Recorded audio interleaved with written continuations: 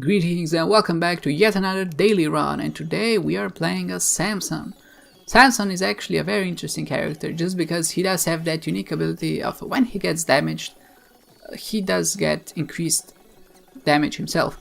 So that means when you take a hit, his damage increases. And in dailies that can be actually quite hard to pull off, unlike in normal runs, just because when you get hit by enemies, your damage penalty goes up, which means that you'll have less overall score. So you kinda need to rely on items that damage you but don't increase your damage penalty. Things like blood banks and blood bags, stuff like that, you know. And we'll be on the lookout for that, definitely throughout this run. Our first boss fight here is Famine, and thankfully he's not that big of a deal, even in small rooms, just because he does have that inherent predictability to him. He does fire 2 shots in your general direction, so when he fires, when he pouts his lips, so to say, you just move sideways and kind of circle around him, and then you can hit him, and it works in small or high rooms, well, big rooms, high rooms, I guess, as well. Thankfully, we do manage to pick him up without getting hit, and we do snatch that cube of meat, which is just a great item, because it does give you some increased damage against enemies, and also gives you an extra layer of protection to fight against, and kind of protect yourself from bullets. Treasure room on our second floor actually contains a very good item. I'll explain it in a second. First of all, I just want to highlight this room and just how unfair it is, because there's no way to kind of not get damaged here. If we kind of timed our cube of meat to rotate just as we entered the room and it hit the enemies, it would have worked out better, but in our case it didn't really work out. Yeah, it's okay, you know, just one hit, so it's not that big of a deal. Also, this room, if you stand at the bottom or the top, you can get 3 coins. If you stand at the left or the right, you will only get 1 coin. So, back to the item that we picked up, Lusty Blood. Lusty Blood actually gives you increased damage for every monster you kill. And in that way, kinda synergizes very well with Samson's inherent ability when he gets hit. Just because you have those layers of damage increases that scale throughout the rooms and the floor and just overall. Because when you start the floor, you'll be the weakest, and the more enemies you kill, the more damage you get. You'll just become stronger and stronger, and things will get progressively easier. In fact, the effect of him receiving more damage when he kills an enemy is his old ability from the original Binding of Isaac. So that's always a good fun fact to know. The Fallen here, we fought him a few times already, and just overall, he's not one of the most difficult bosses. He only has actually one attack, which is his spinning brimstone attack, and he spawns the little skulls. The little skulls are by far the most dangerous thing of this fight. I guess the spinning brimstones can get you if he kinda gets wedged in the corner.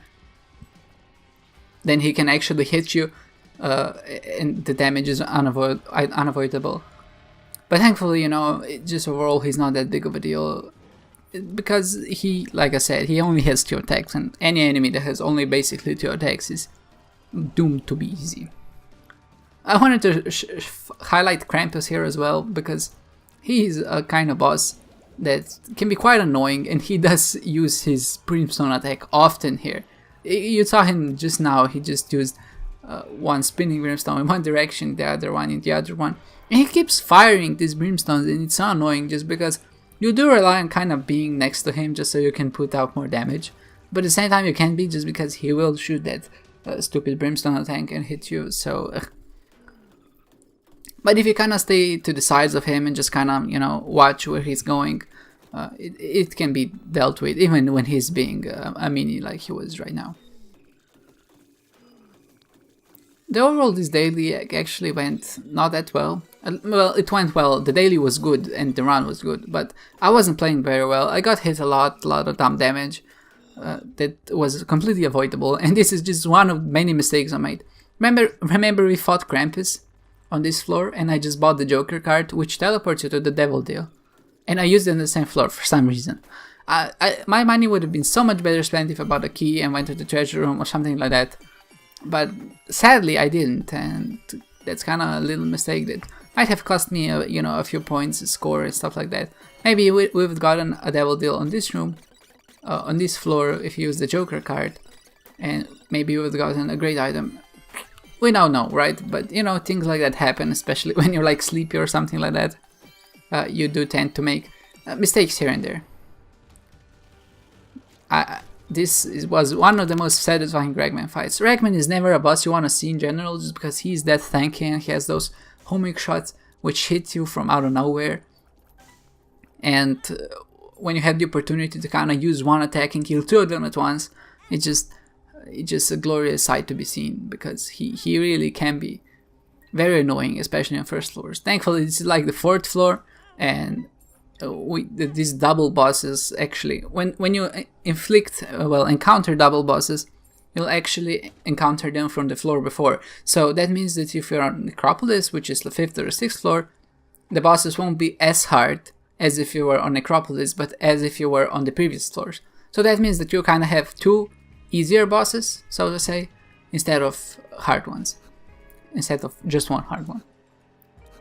This is also a good showcase, a room to remember, just because it does always have a secret room on the other end.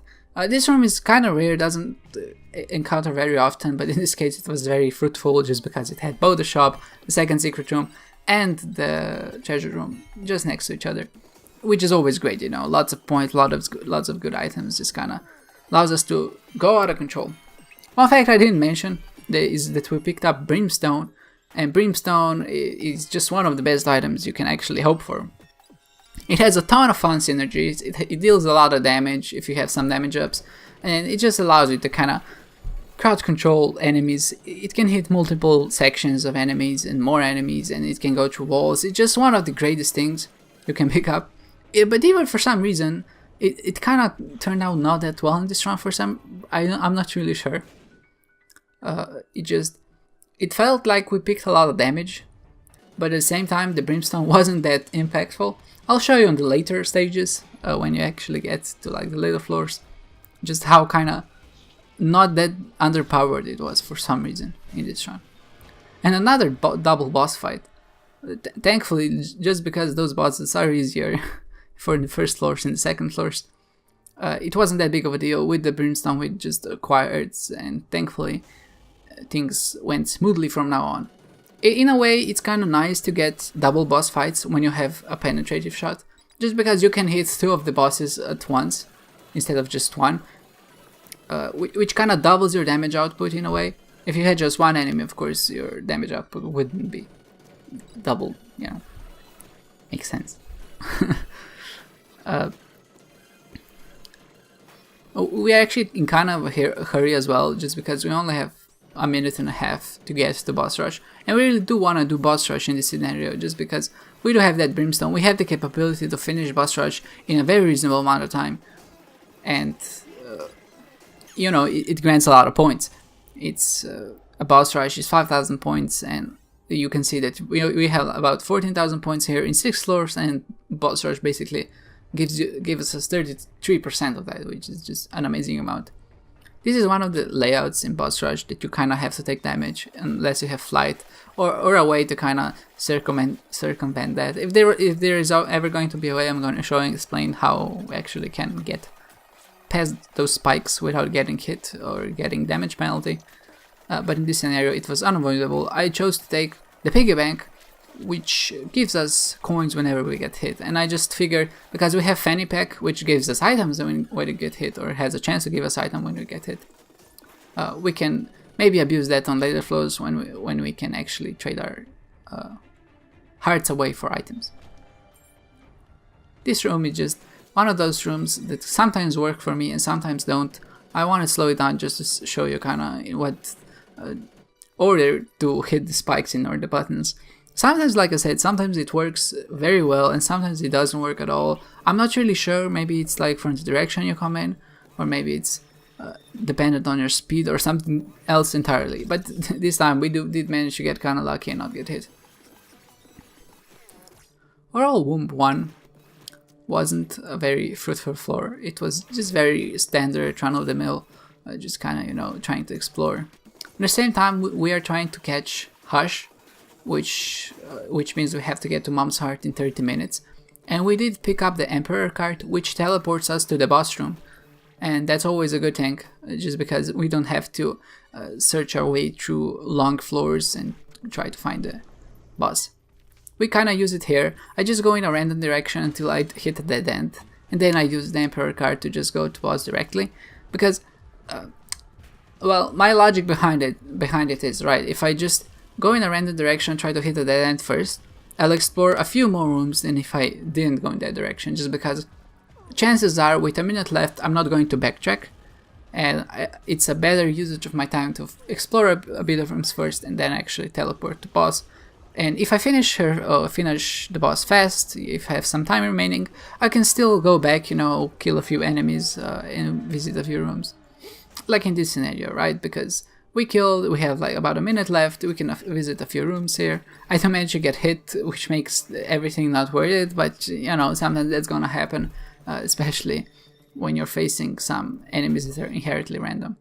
I pick up a few hearts just to be stocked for the Hush fight, and here we are in the question mark zone. There's always a few things to prepare here before you fight Hush. You know, check treasure rooms and blow some rocks up. A good thing here is when you're blowing these rocks up, there's actually a very high chance that one of them is gonna contain a crawl space. We got lucky, and the crawl space was next to the tinted rock. And remember, these runs are seeded, which means that everyone who put a bomb there found the crawl space as well. And that just gives you a few more points for exploring, basically an extra room.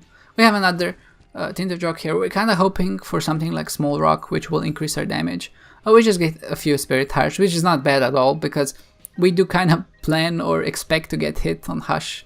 So having a few hearts here will definitely help us kind of get ready for next floors.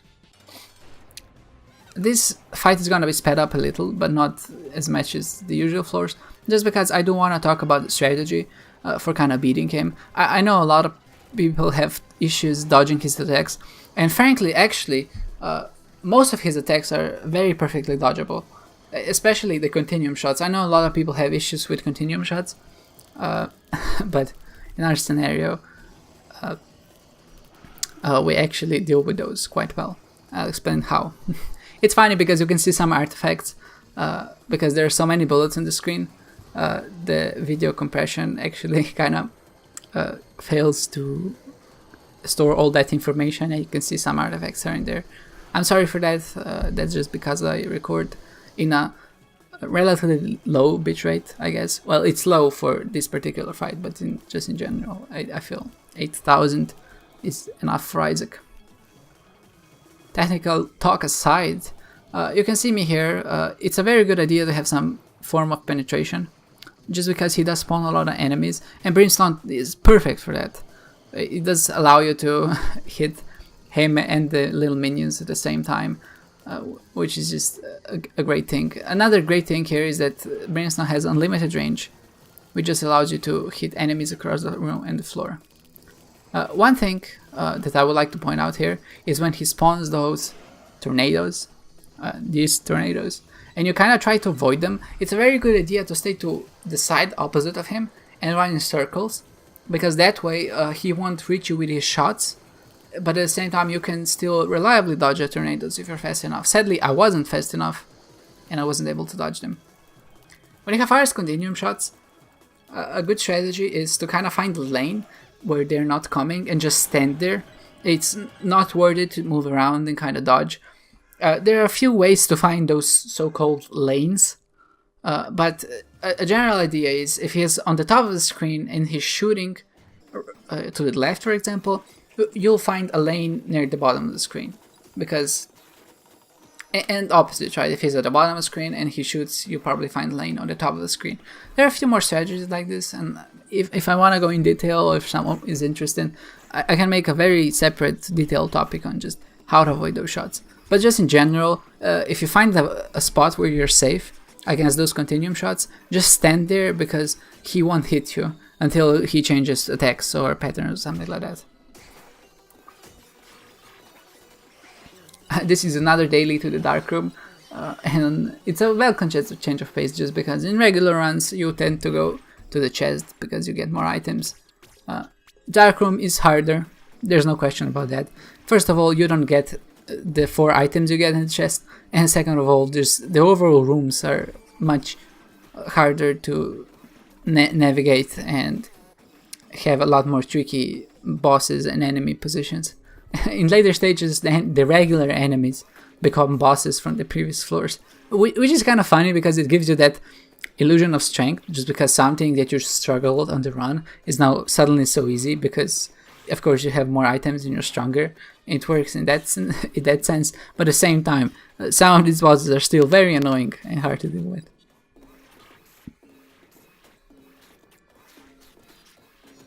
I'm holding on to the Two of Clubs card here, which is a card that doubles your bombs.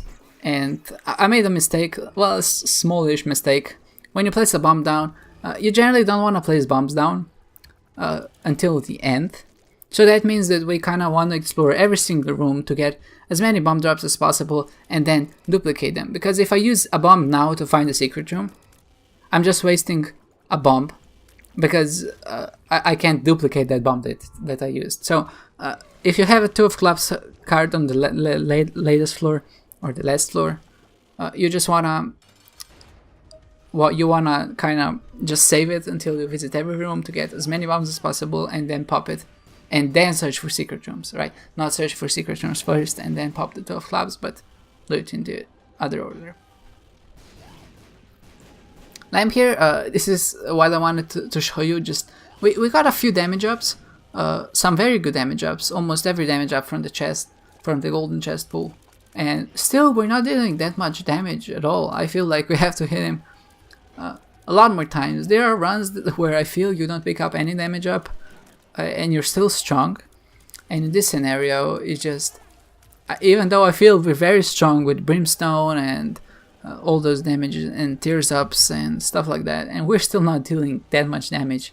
He did manage to hit me twice with his explosive tears, but thankfully, because we do have 12 hearts, and for us to get hit 12 times would be quite unfortunate and kind of embarrassing, we do manage to pick it up and send it to the grave.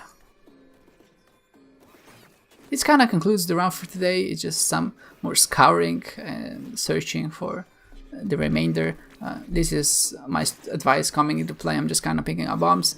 I'm gonna pop Two of Clubs at the end, and then I'm gonna search for secret rooms, which gives me in total like 10 more bombs. It's worth it, you know, a few extra score. We pick up the trophy and we manage to rank 66th. Like always, we expect this to drop, but overall I'm happy with our performance and I hope that you enjoyed it and that I will see you next time.